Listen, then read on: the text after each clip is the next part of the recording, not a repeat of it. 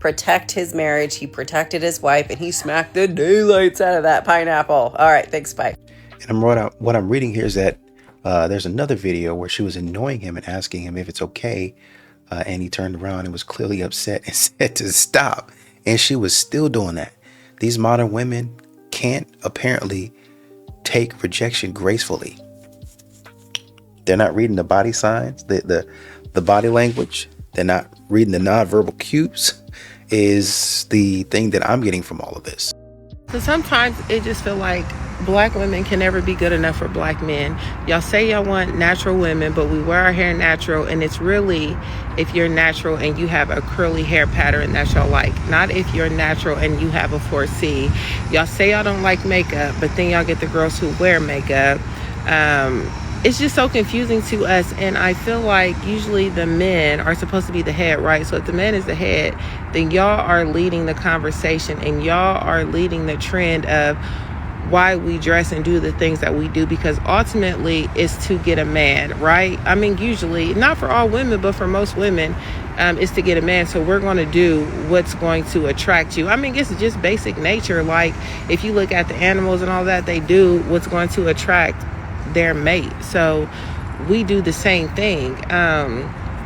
So I'm just curious, like, why does it seem like it's so tough for black men and black women to just love each other and love each other genuinely, and not have all these stipulations that we put on one another that we don't put on other races when we date outside of our own race? So it's no hate, it's just really the question, and I'm just sick of the hate that we spew against each other when we should just be loving one another. And it's nothing wrong if you feel like you want to date outside of your race. I'm just saying, when you date outside of your race, why do you have to hate black women so bad?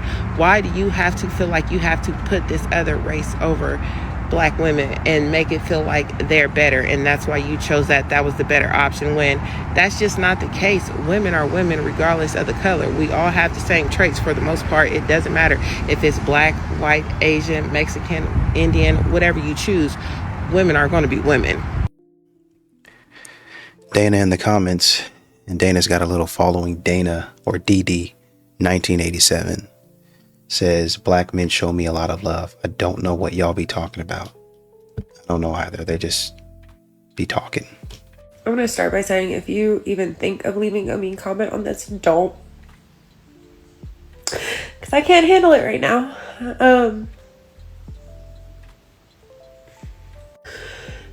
Pretty sure it's back to the trenches for me. And I'm so tired. I try to walk a line on here of sharing information and sharing stories and still respecting people's privacy. So obviously you're not going to know the whole story or all the details because I don't share everything. But, oh God, where do I even start with this? Rave was here 2 weeks ago. And while he was here, something got his outdoor cat. And he went home and found his pet. And it didn't make it. And I can't even imagine that. Like, if anything happened to Merlin, that's rough. So he has felt very, very guilty about that ever since. And he has a dog that has to be boarded every time he comes to visit me. And the dog does not do well with boarding. And hold on. And he was supposed to come visit me tomorrow for a quick weekend trip. And I don't think he's coming.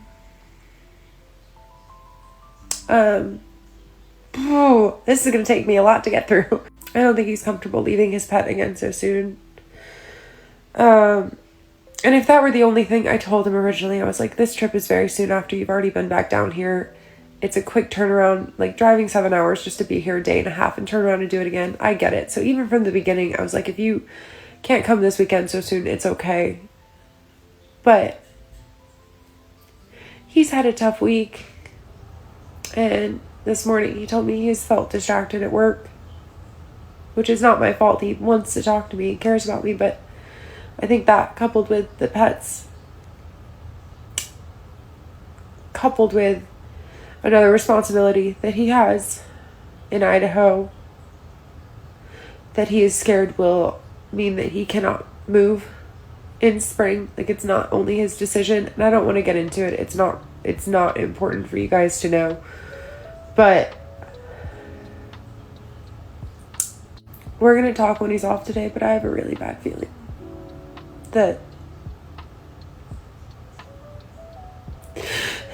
it's out of my control. But I feel like a veil has been lifted, because if somebody else isn't fully invested, then I'm not. I can't give it my all. I don't know what I'm saying. I care a lot, and this one made a lot of sense. Like, I'm not going to recount all the ways, but when I tell you I thought I found it. And I don't say that about people. I'm very cautious. I'm very guarded. I care a lot. And I put a lot of effort in, but this...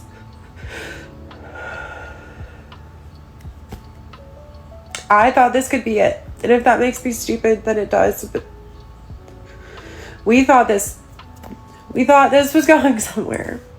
And now I just have a sinking feeling that it's not. Or that it has to be put on pause until he sees for sure in the spring if he can move. And I'm not waiting. I can't put my life on pause. But also when you're hurting, don't want to do life. Like, not in a kind of way, but like I don't want to do anything. I was excited. We had stuff to look forward to. It was nice having a person. I don't like being alone. So, yeah, I think it's a very long, very sad video. Way of saying that I will know more tonight, but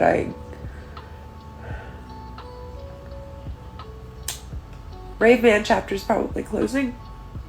So it seems like she's just frustrated is what it is. She really likes this guy basically, and she's putting a lot on it, right? But you kind of want to relax. And he hadn't said anything yet. It doesn't sound like it's off. It's just he has a pet that passed away, and then he's got a situation with his dog where his dog doesn't do well with boarding. So that's a tough one. So he's trying to figure that out. And then there's some stuff going on with his job. What you're going to find in relationships is when it rains, it pours. And sometimes you're going to run into those situations where this is what you're going to be signing up for. Straight up. A person that will be smooth sailing. Y'all will be smooth sailing through life. But then one thing happens, and then another thing, and then another thing.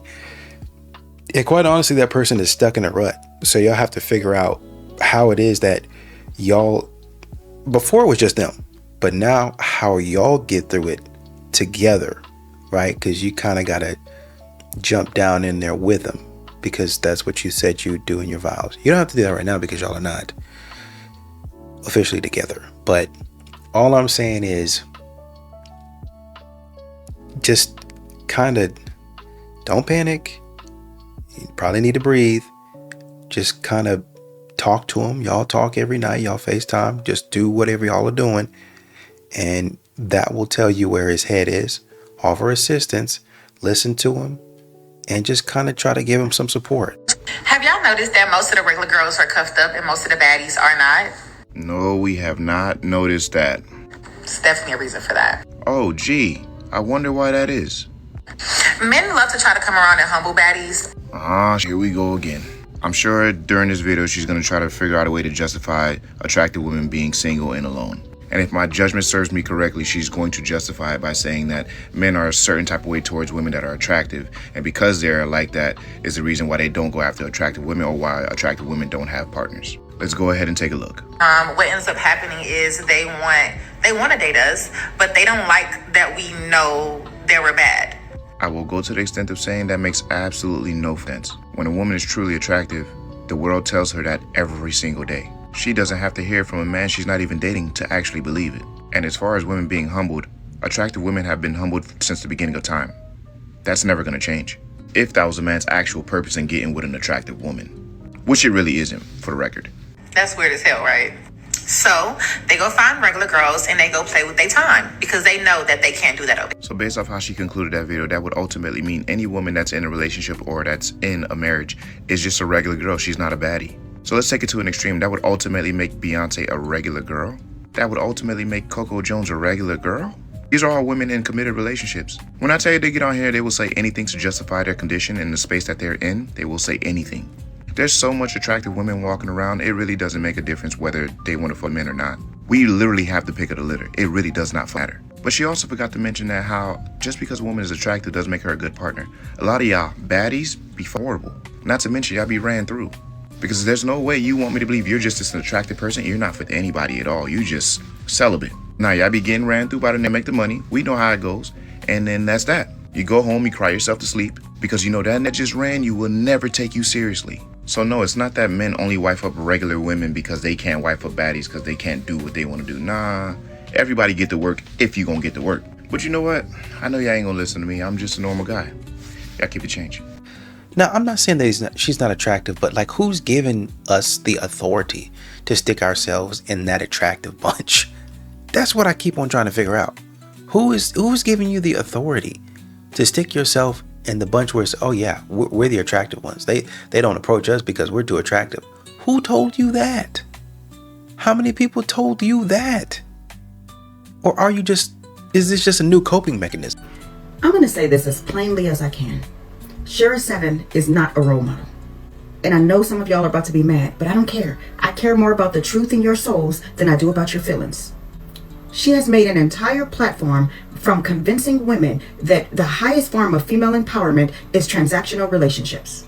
Get what you can from a man financially and then worry about nothing else. And the problem is, we've got a whole generation of women that are now starting to believe that that's what winning looks like.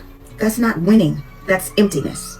Some of you honestly believe that as long as the money's coming in, you know, the lies, the cheating, the disrespect, and it's all good as long as we get to cash that check. And then you don't even realize the damage that this is doing to your heart, your self-worth, and your ability to even recognize healthy love if it showed up.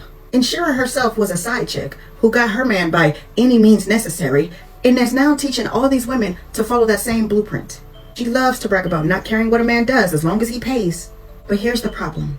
She's selling you a shortcut to comfort that comes at a very high interest rate. And the debt isn't financial, it's spiritual. Some of you think you're building an empire, but the truth is you're building a sandcastle at high tide. And here's the part that breaks my heart. Some of you honestly believe that you're empowered because you've been taught that selling access to yourself is the highest pinnacle of womanhood. Babe, that's not power. That's poverty in your soul. Don't you understand that you can gain the whole world, but if you lose your soul in the process, you've lost everything. When the money dries up, when the beauty fades, when the attention moves to someone younger and shinier, what will you have left? Shira really got y'all out here thinking you're securing a bag, but all you're really securing is an early expiration date on your peace, on your integrity, and on your future. So sprinkle that on your spirit. And while you're ready, get you some wisdom before all this foolishness destroys you so bad that you won't be able to come back from it. Somebody in the comments said, it was a woman actually, but you probably already know that, said if we had more black women like Shira 7, most black women wouldn't be single mothers and we wouldn't be leading new HIV cases among women.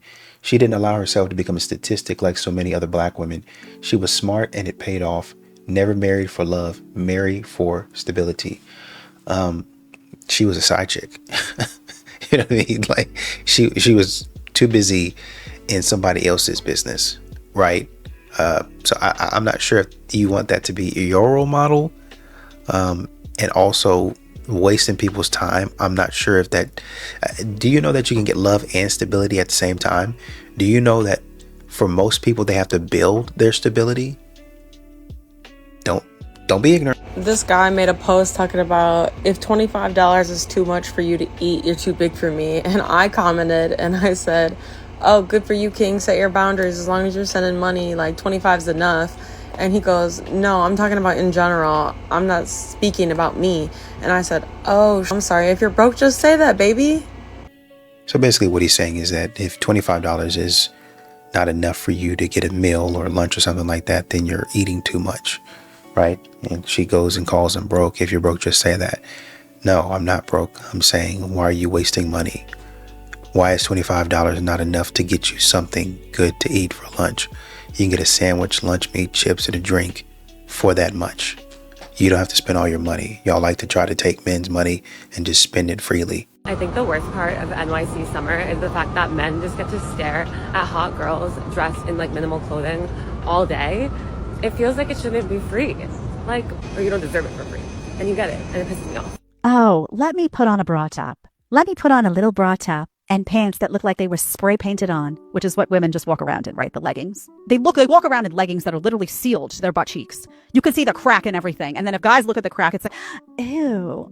Just know, guys, this is all a game. It's all a game. Women do not put on little bra tops and pants that are spray painted on where you can see the crack for themselves. They put it on so that you gawk, so that it boosts their ego and they feel really pretty and, ooh, I still got it and all of that stuff. If they didn't want you to look at them, they would be in an oversized t-shirt and oversized pants with like, okay? They don't leave the house like that for a reason. It's all about you. What I find really interesting is that she says that she thinks it's unfair. It's unfair that women walk around half naked and that guys get a free visual of that. Well then, honey, why are you doing it? Why don't you put on some baggy jeans and an oversized t-shirt and a bag over your head and walk down the street? Why? Because she's lying. She's lying. If she didn't want your attention, she would know exactly how to dress to not get it, right? And they do the same at the club, right? They'll go to the club and be like, oh, I just want to be out with my girlfriends tonight. I just want to be out with my girls. I can't get a moment's peace. I keep getting approached. Although there's not a lot of them saying that now because you guys aren't going up to them. Woohoo! About time. But the ones who still get approached, oh my gosh. Meantime, you look at them and they're wearing like, two tussles covering the you know what, and like a tassel on the bottom. The skirt is up to behind. The heels are this high.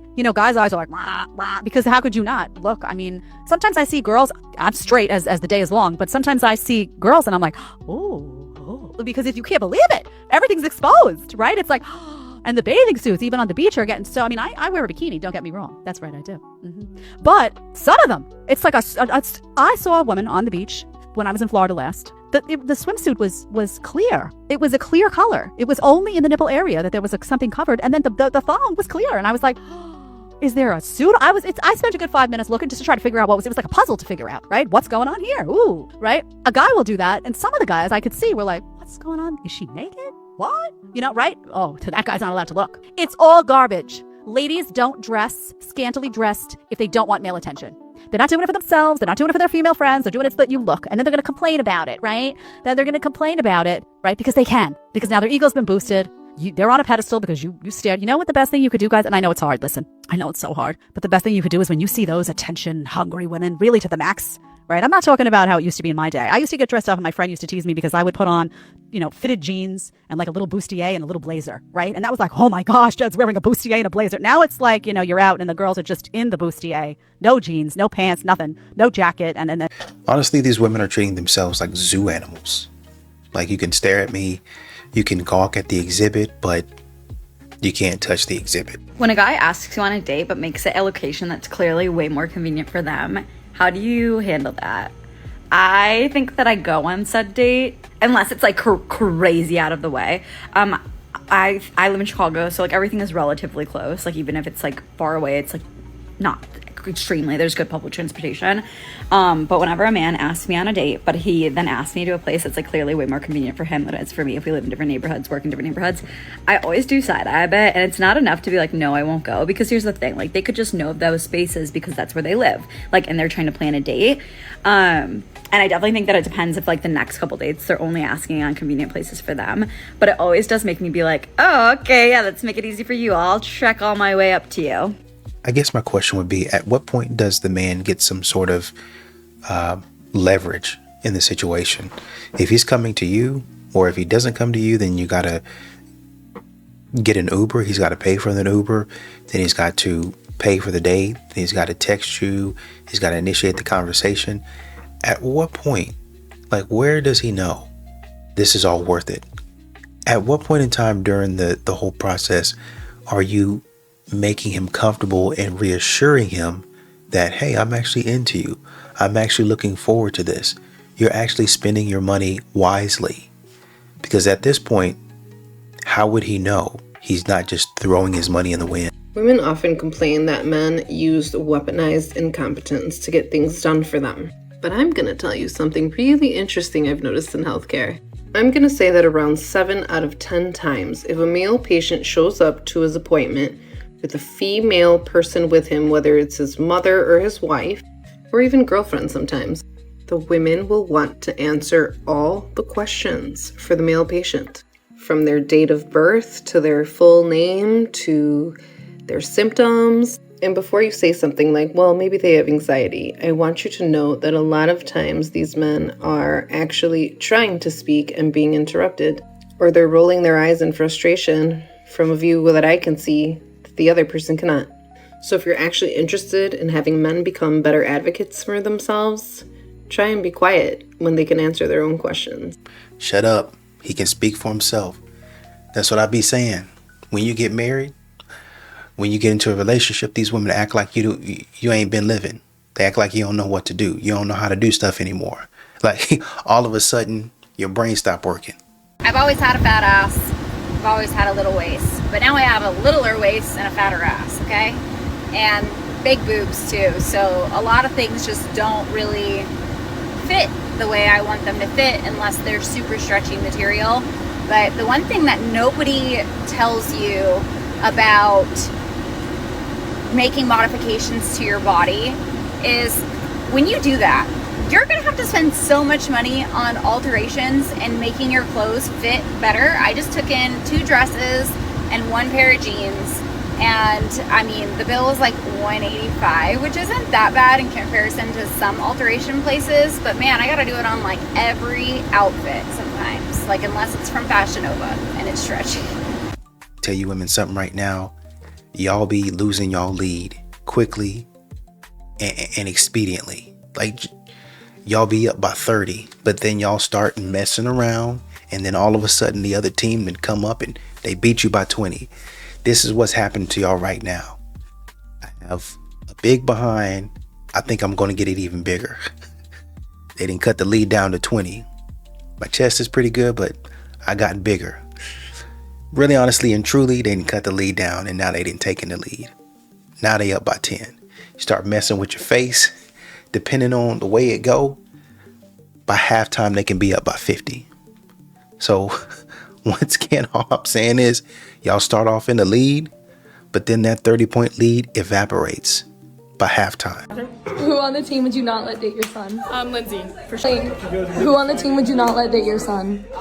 Wait, I didn't know that. Is that video? We're Tennessee girl, yeah. Thank you. There you go. Oh yeah, Lindsay. Who on the team would you not let date your son? Lindsay. Sorry, Who would you not let date your son? Lindsay. Who on the team would you not let date your son? Lindsay. Grace. Who on the team would you not let date your son? Lindsay, you. Who on the team would you not let date your son? You. Okay, who on the team would you not let date your son? Probably you. Who on the team would you not let date your son? You. Why is it so hard? I have an immediate answer. Who's everyone else saying? I can't tell you that. No shade. There's no shade. I gotta think about it. Yeah, like we have a team of like good girls. Lindsay. I have a volleyball team of girls, and each and every single one of them are great girls. I have yet to meet a great guy ever in my life. Let's talk about deep throat. Oh heck no, next clip. Babe, this biz, keep him please, we need to rest. Lady, you couldn't pull him on your best day. Don't worry about it, I got this. We need to rest? Yeah, what she need to rest? That stretched out vag?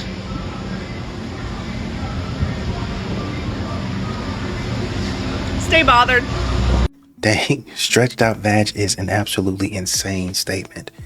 Pulling no punch. I think women should make their own money, but I do think that if they are going to deal with men, those men should be making their life easier. They should be paying for things, they should be paying for bills, they should be paying for dates. And they should also be worshiping the ground that that woman walks on. And some people say that that is actually contributing to the patriarchy, that that is benevolent patriarchy. And if that's what you believe, agree to disagree. I'm gonna keep living my life this way. I'm never gonna stop living my life this way. I have greatly benefited from taking my own advice, and I'm very happy with my life from taking my own advice. But if that's what you believe, then you believe in 50-50. If you believe that equality is equality, and expecting men to be providers is contributing to the patriarchy, then by that logic, you believe in 50-50. Because that is true equality, right? I believe in equity.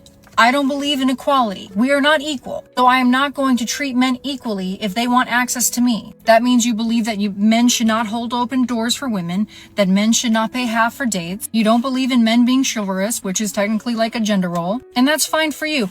I don't know what wave of feminism that is, but I don't believe that. I believe that if men want access to women, they should treat them with the utmost respect. They should be incentivizing that woman to even deal with them in the first place. And they should be treating that woman like a queen. Not a princess, a queen. If that's not how you feel, then that's not how you feel. Agree to disagree. But I'm going to continue dating men. And I'm not even saying dating rich men. Date whatever man you want. But he should be doing as much as he can to make your life easier. You are doing him a favor just by being in his life at all. I'm going to continue to save my money and spend his money. Okay? You do you. Yeah, but what is he getting though? It's like not actually getting anything. Well, just being around me. What does that mean? Articulate that. You're educated. Some of you guys have bachelor's degrees. Some of you guys have master's degrees. So articulate to me and the rest of the men what that actually means to be in your presence. Are they calm? Are they peaceful? What are they getting out of it? What's the energy like? I know you guys like to go into this mumbo jumbo about manifestation and crystals and healing and all that other stuff. Let's cut all that stuff out. Let's get down to the ROI. What am I getting from this? I'm not looking to take somebody out and treat them like a kid, or have a tag along, because I can do that with boys. We can hang out and I'll get some reciprocation for, oh, if you want to date men, maybe at this point in time with the way y'all acting, I do, to be honest, because maybe there will be some reciprocation. It's definitely, statistically speaking, better for me to date a man than a woman. Y'all get together dating yourselves, then it goes downhill at a high rate. At a high rate it does. Unfortunately for you, y'all can't even stand each other. Can you believe that? So once again, I ask, what are you bringing to the table? It's funny how we continue to come back to that question and you're not answering it. But what I bring to the table is myself. I think just answering that, just answering the question like that, it is indicative of a loser mentality. Just loser behavior is what we're seeing in real time. And to say it with a straight face, as if I said something profound, it's just a crazy thought process.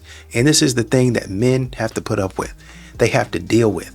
I think in another video, she said, if a man is paying, then I'm definitely more agreeable. Yes, you are. Yes, you are. Because if somebody is paying your bills, then all I need to hear from you is nothing until I ask you a question. If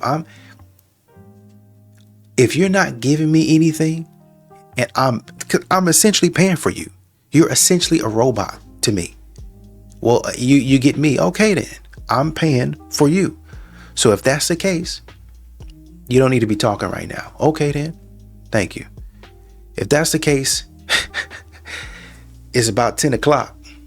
I need something from you before I shut my eyes tonight. Okay. Since you want to act like a robot, since you want to offer your services, what are we doing here? Y'all got to stop. When somebody call y'all out and y'all don't want to be held accountable, this is what we get. When y'all really don't have nothing to add, y'all don't bring any value, this is what we get. Well, this is what I bring to the table. These are the people that I date. Who? What? Y'all out here wasting time. This is what men talk about when they say that wall is coming and it's coming quickly. Stand by. You're about to run into it soon and soon enough. Having fun, jumping around here, jumping around there. You don't got to worry about what a man is telling you. You don't got to worry about a man being bitter and trying to get back at you and hoping for your downfall. Life is going to do that for you. With the way that you're out here living, all of this foolishness, you don't got to worry about a man trying to get you on the board with cats and all that other stuff. Because the way you acting and treating people, it's going to come back on you. If a woman is looking for you to be a provider, I believe that is a relationship that you shouldn't even consider. The benefits for the person who is being provided for, they are awesome. They have no bills. They have nothing to worry about. No mortgage, no house, no cars, no food, no nothing. But what exactly does the person who's doing the providing get out of it? I asked a woman one time on one of these websites. I'm like, okay, I understand what you get out of it. Everything you get out of it is tangible. It makes sense. but what exactly does the man get out of it? And she started breaking it down, and it sounded like a whole bunch of nothing.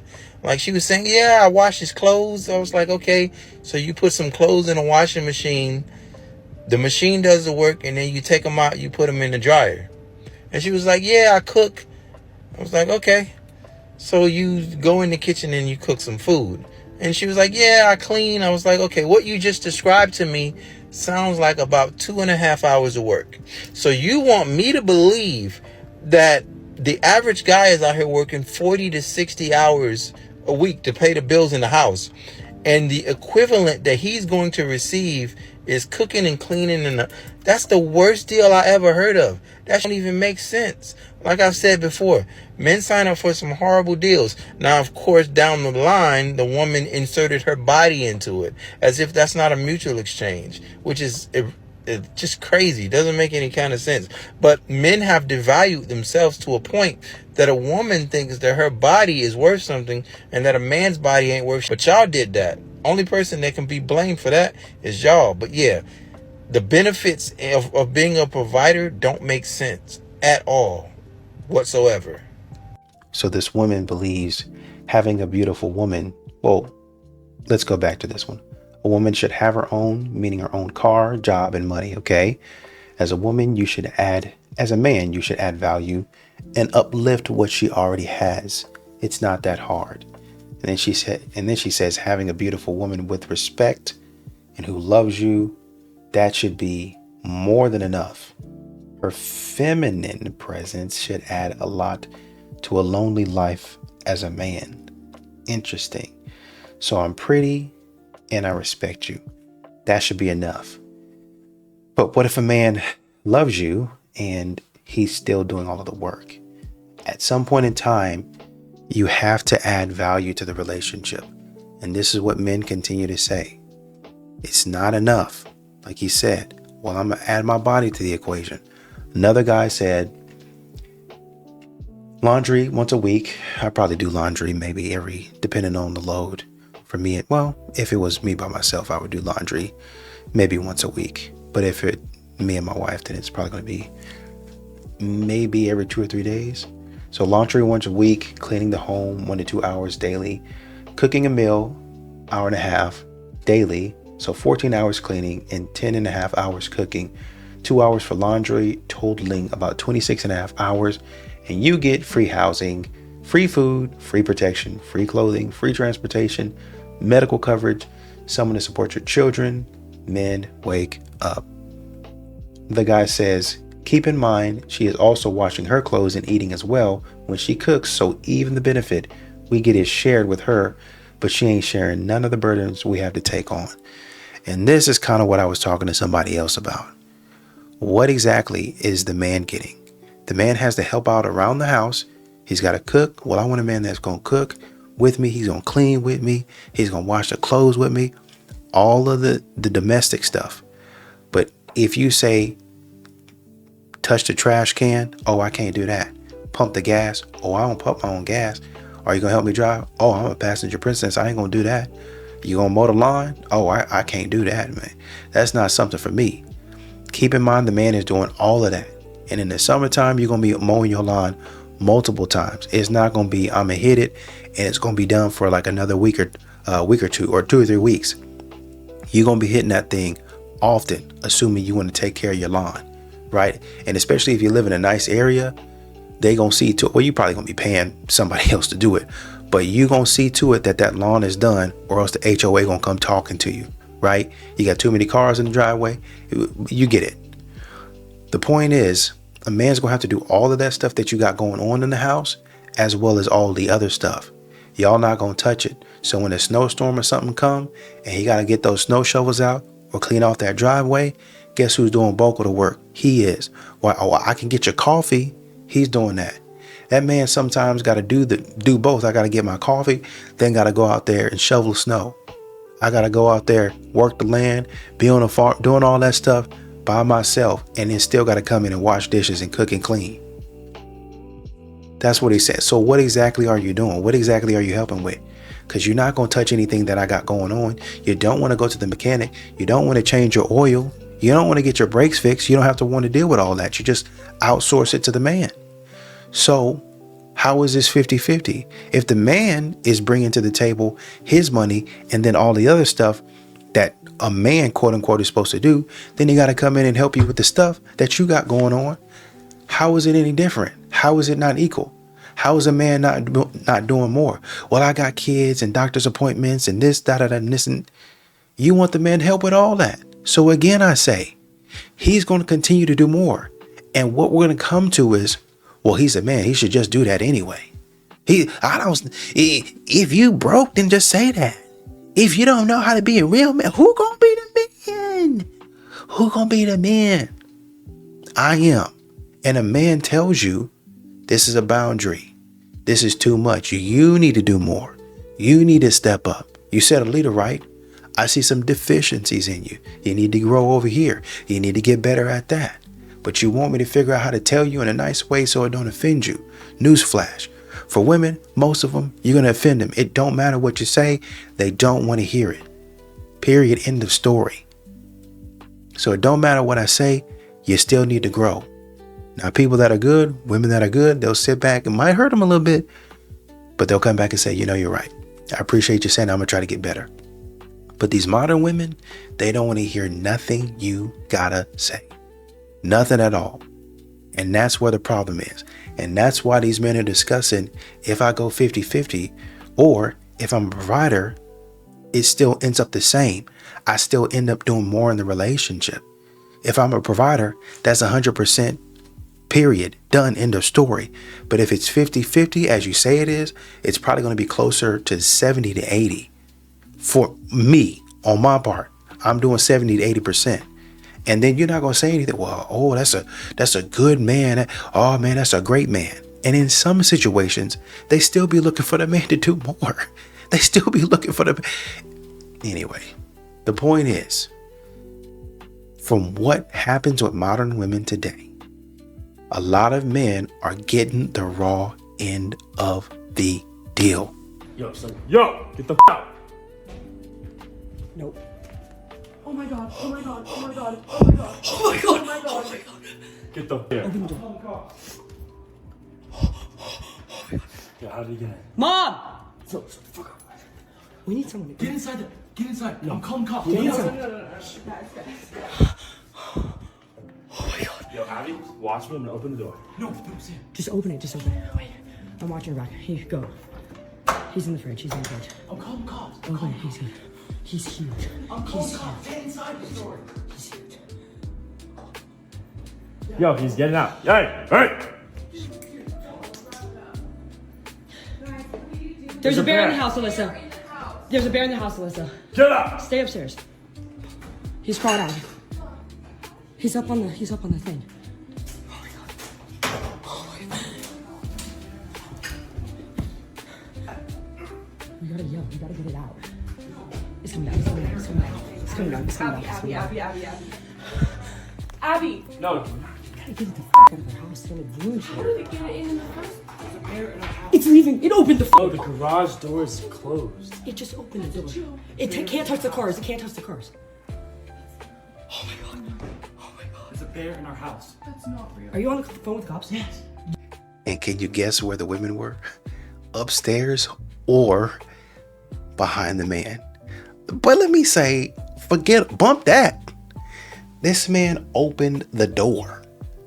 No, I'm done. A woman should be able to keep up with her maintenance. If you really going to ask a nigga for some money, then ask a nigga for some money for real. It needs to be 1,000 or better. Tell that you need a new engine, or you need some rent, you need your tuition paid for, you need some money to start your business. Hair and nails, that's not enough.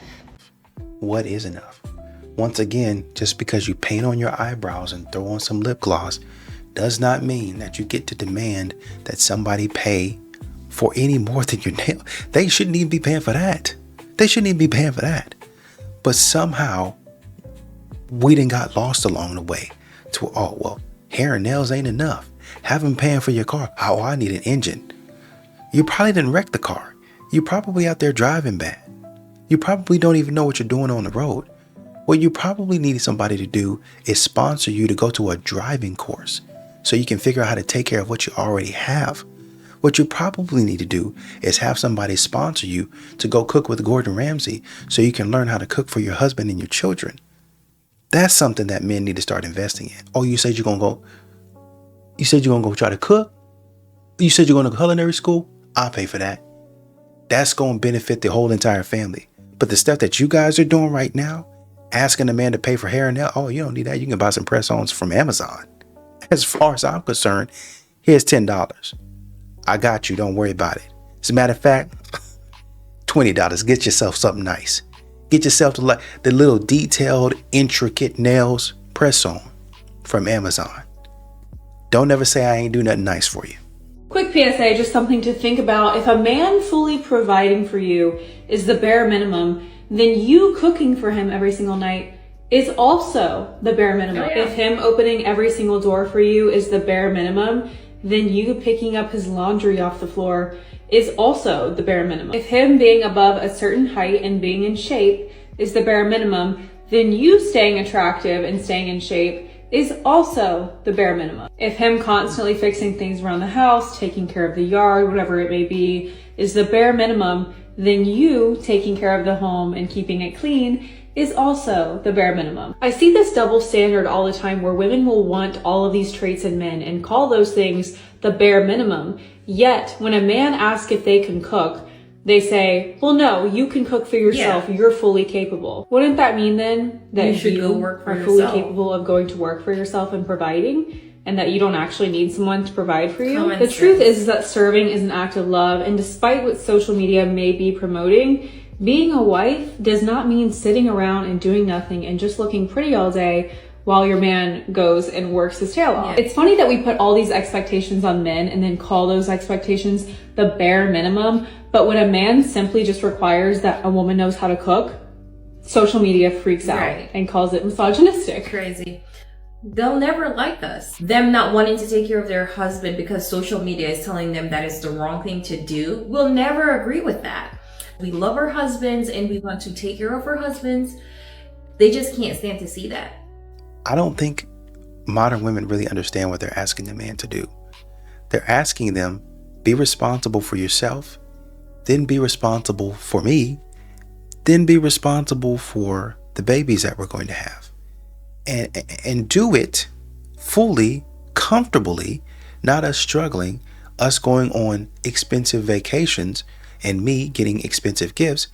Do it comfortably in this economy. And don't complain about it. Oh, and by the way, while you're providing for us, I want you to be able to take care of all this stuff around the house. Basically, in so many words, I want you to be Superman. And I want you to be okay with that. That's the job that you signed up for. Oh, what's that? What am I going to be doing? Oh, I'm going to be sipping a nice coffee by the pool. You got it. Nothing. I'm not going to be doing anything. It's going to be all on you. And you better be happy about it.